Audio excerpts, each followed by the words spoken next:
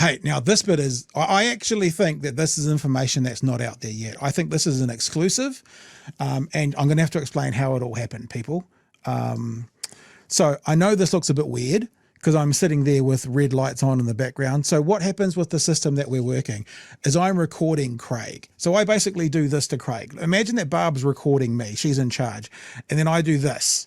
And then Barb's in the background still, but I'm not on screen. So that's how I record Craig, right? So I'm off screen and I'm recording him when he's doing his podcast. At the end of the segment, I pop back in, which is why none of these lights or anything are on because I'm not supposed to be on camera. I'm just chatting to him about his next segment. And I brought up the Family Boost. And just in conversing with Craig about Family Boost, he shared something with me that should be leading the news tomorrow, right? So TVNZ journalists, we know you watch. This should be question. Have you got the Prime Minister tomorrow morning? TVNZ breakfast? If you do, this needs to be a question to him. Craig talks to me, and I'm only going to play half of this so Barb can comment on it because the second half is a bit less focused on the Family Boost. But Craig tells me why Nicola Willis's promise last week we'll sort this out after the budget, not won't happen, but can't happen.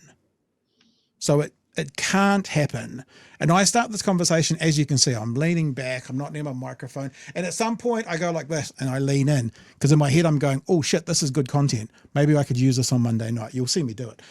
So let's have a listen to what Craig has got to say about how Nicola Willis has got this so wrong. And then Barb, we can watch it in the background, then we'll bring you back in. Here we go. And sorry again about the casualness. It's a bit weird, but it was literally an off-the-cuff conversation, which Craig has given me permission to use if anyone was wondering. That's it. That's the intro. Yep. It's funny. We said on Friday night they were talking about what were they talking about? What were they talking about? They were talking about the Family Boost. They're out by 99.988%. 249 families instead of 21,000. And there was you've just explained something, and there was a very, I thought, ominous line where the news report said they'll be addressing it in the weeks after the budget. And we're like, oh yeah, but that budget will be written. So of course. So a little side note, which you'll get in Craig's podcast on Thursday. He's obviously said the budget is already written because it has to go out to presses and stuff. So the budget will be written, which means nothing else will be able to be added to the budget. So in my mind, I'm kind of going, well, of course they said after the budget because this year's budget coming out 22nd of May will already have been decided because it's got a bunch of things. So obviously I thought, well, that's why they're going to do it after the budget because they can't include it in the budget. Craig actually gives the worst information about that in the weeks after the budget. And we're like, oh yeah, but that budget will be written. So of course. So I have a bit of an inside scoop for you on that. Technically, you can't do what Nicola has said she's going to do. What was that? The budget will have been written and the spending that was going to happen, because it hasn't happened, has been recorded in the books. As a consequence, the books will look better than they would do, even though the Minister of Finance has said that we're going to make sure the money is spent in the future. Hang on. So let me get this clear. So because they budgeted for 21,000 families to be able to get this full $75 a week, and only 249 families got it, that means it's like if I had a savings account that I was saving for a car and I had $500,000 in it because I have a really flash car, and I took 500 out because I was out by that much, then in the bank there'd be all that leftover money from me buying the second-hand Corolla rather than the Ferrari. That's basically what it is. Importantly, the Treasury scoops all of that back and says, that belongs to us now. Okay. Right? Now, if you say, but I'm going to spend it, the Treasury says, no, you can't. That's in the past. And as a consequence, if you want to spend it, that's new spending in the future. That has to come out of the future year's allowances. So that means you're actually, in the real world, what you're doing is you're cutting spending in the future to pay for the promise that you promised in the past. Okay. So when you say, because Nicola has said, or well, the news report said that they were going to address it in the weeks after the budget. Why do you mean she can't do that? Is that because You can't. there's no You money can't. going to be allotted for the weeks after the budget to do anything about it? That you can't retrospectively go into the accounts. So what the accounts will say is, here is a sum of money. Here is the accounts as at the 1st of April, blah, blah, blah. Right? Yeah. Yeah. And she'll say, well, we had this money that we didn't spend. Treasury's recorded the fact it didn't spend it. So the accounts look better than they should do.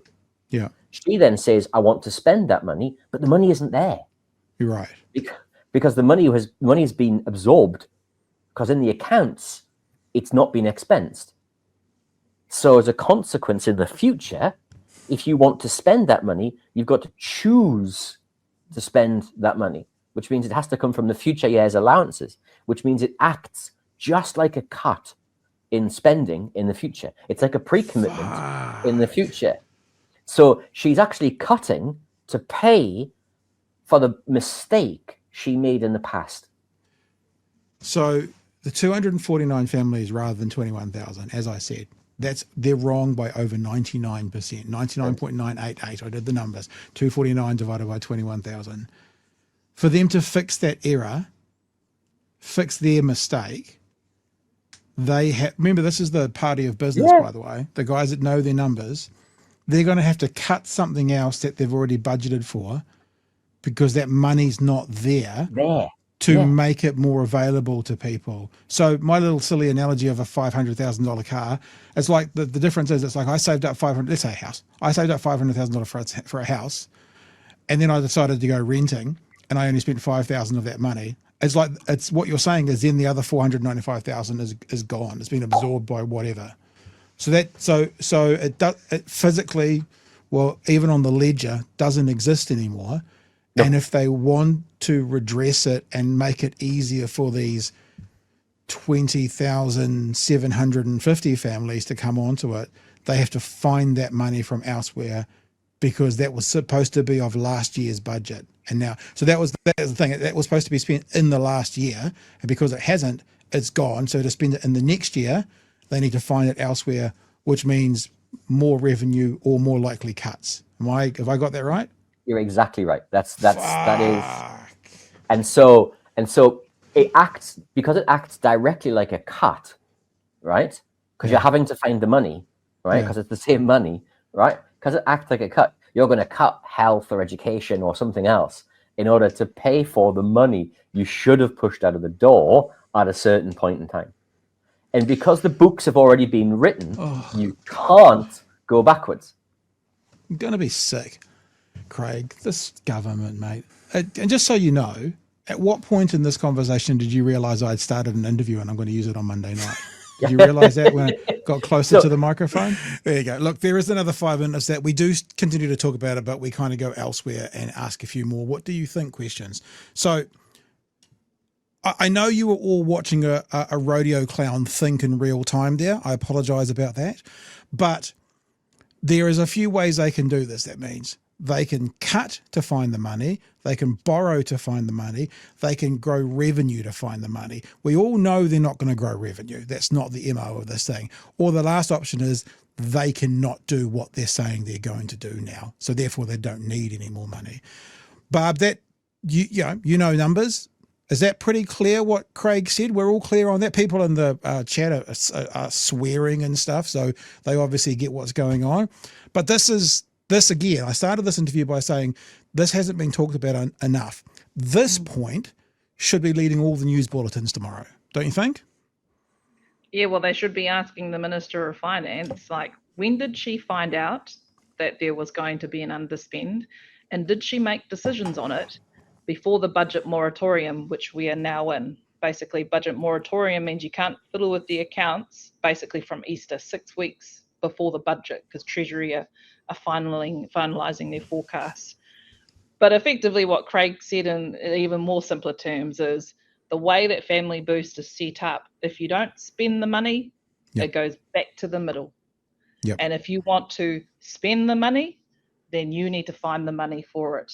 It's a new spending initiative. It's a new allowance. So they may extend. So we'll find out from budget how they've managed to deal with that money. I mean, it'll be interesting to see if, whether she's made any decisions since Thursday, since knowing this had hit the media, like what her office or what Treasury will be doing, given the minister has now said to the public, oh, we can't do anything now because of budget, but we will fix it later. So it's quite clear. With what? They weren't going to do anything. They weren't going to do anything, but because they've been caught out, they've had to respond to it. So it's just, again, just the government who's supposedly better economic managers, not understanding how their own legislative authority for family boosts is set up and not basically understanding how the government accounts work.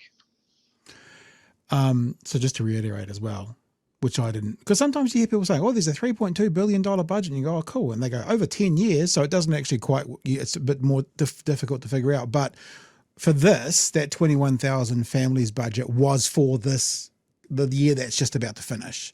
So that's not like over 3 years. That's for until I guess this budget is done. So that's done, that's gone, that's not able to roll over. And I guess, Barb, from a fiscal point of view, if they had have known this, say 3 months ago, they could have rolled something into the budget, but they seem to be caught unawares, which implies they didn't know. Well, it's again comes to how they've set up family boost. So a real simple way to set it up. I mean, they've basically said this is the family boost bucket. The bucket is round and it's X deep. So that's the way it's been set up via legislation. It's this round, X deep. Doesn't matter how much money is needed for it, the amount. It's actually the scope of the appropriation or how the bucket looks. So the fact is that they haven't spent all the money. So Treasury's gone in, put their hand into the bucket and said, thanks, all that money now, we're coming back to the centre. And now if the government which is why she would have said after budget, if she wants to basically expand family boost after the budget, she's going to have to find the money for it for budget 2026. So another pre-commitment, just like the last budget where they had to do a pre-commitment for the cancer drugs, have to find a pre-commitment to budget 2026, which means ultimately, yes, there'll be a cut somewhere else to pay for it. Yeah. Unless you say maybe new revenue, but I doubt it. And as Clint says, nice in the chat, Clint, the books will look artificially better in budget, artificially which is what Craig just said. The underspent family boost equals lower debt, but it's an illusion because the cost of fixing family boost won't be accounted for. Yeah, and I think maybe we should have just read Clint's message and not have to done that last 9 minutes of talk, because that's basically what we've covered for the last 9 minutes. Yeah, look, I'm not trying to beat up like an exclusive for BHM, but that's a huge story. That's a huge story, and it needs to be talked about. I'm pretty sure you guys are going to do something with it in the house, eh? So beware, Nicola, they're coming for you this week. Is there anything else we need to know, Barb? Is there anything else you want to like let us know about? What have we missed? Is there any other fish hooks we haven't quite seen? No, it's going to be interesting. Again, like I said, we've got obviously more questions going through. We've got an opportunity to actually question the minister over the next couple of weeks. We've got 3-week parliamentary sitting week coming up. But the fact is, ultimately, this is a huge failure by the government. This was their flagship policy. Like, flagship policy was family boost, and they've stuffed it up. And now they're saying, oh, we'll fix it later.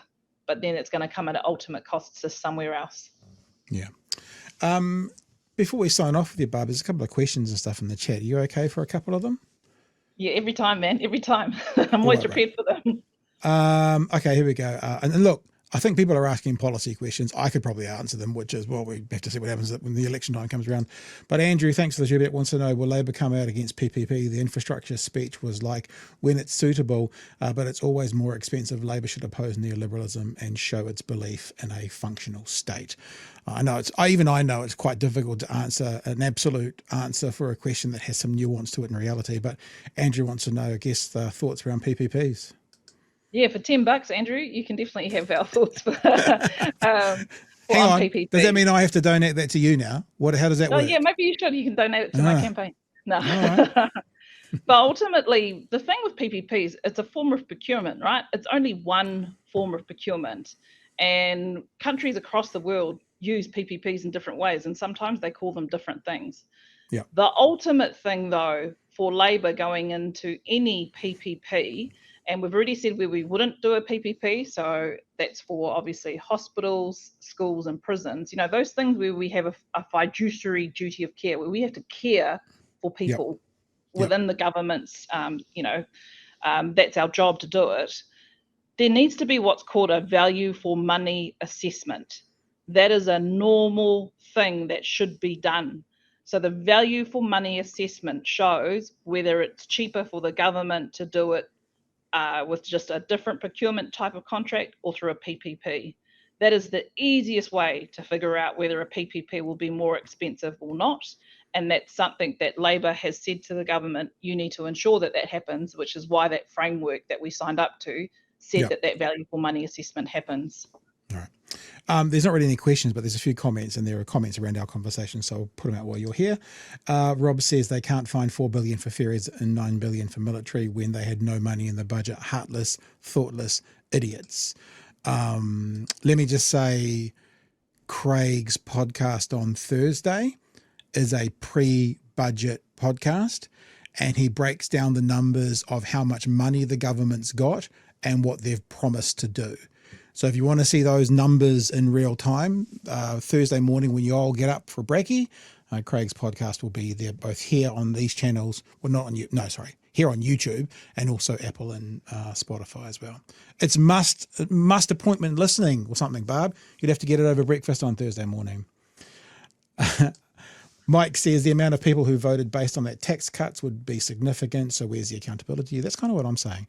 I'm like, I always wonder why, this is not even a New Zealand thing, but political parties are allowed to lie as a part of their election things, and also why they can't be held more accountable than just at the ballot box for promises that don't get fulfilled. I don't know about that one. Finally, Gold says it's almost like the NACDNZ are bad at math. Yeah, there you go. Maybe you can, Pat, you can give your calculator that you use to calculate those numbers to the Minister of Finance. She needs a calculator. Not even a flash one, just a normal cell phone. Hey, we're done. Look, thanks for being with us, mate. We've doing this for 45 minutes. Is there anything you want to leave us with? Anything upcoming we need to know about? What's happening in the House this week? Anything exciting? So we're in recess this week. So that means that Parliament's not sitting. We will go into a 3-week sitting block, which will be the big sort of lead up to budget. You'll see lots of pre-budget announcements from ministers, but like today, I saw one with Erica Stanford, and it's good. Someone asked her, well, where's that money coming from? And she said, oh, no, you'll have to wait till budget. So, be really cynical with these pre-budget announcements, because what you'll hear from Craig on Thursday is a true breakdown of those pre-commitments. So that should be the number one question that people should be thinking about is where's this money coming from? And what am I going to lose as a result of it? And what's the point in making an announcement in the lead up to budget when you know the first kind of question is going to be, how do you pay for it? And you're going to be, wait and see. So you're making an announcement in a situation where you're not then going to answer any questions about the announcement. What's the point? Maybe that's why they make them, so they don't have to answer them. Yeah, maybe, and maybe to make sure that that Nicola Willis is, the guiding light for just budget, and no other ministers take the Minister of Finance's glory on budget day. You come back and see us on budget night? Yeah, for sure. I'll put you in the diary, man. Yeah, man. Cool. All right. Barbara Edmonds, MP for Mana, and after the election, you'll be MP for... No? Don't know okay. yet. I thought I might try and trap you there, but it didn't work, did it? Hey, I'm thanks, man. It's always a pleasure. Love having you on board, and we'll talk to you again super soon, eh? Thanks, bro. Catch you later. Barbara Thank you. See you then. All the best.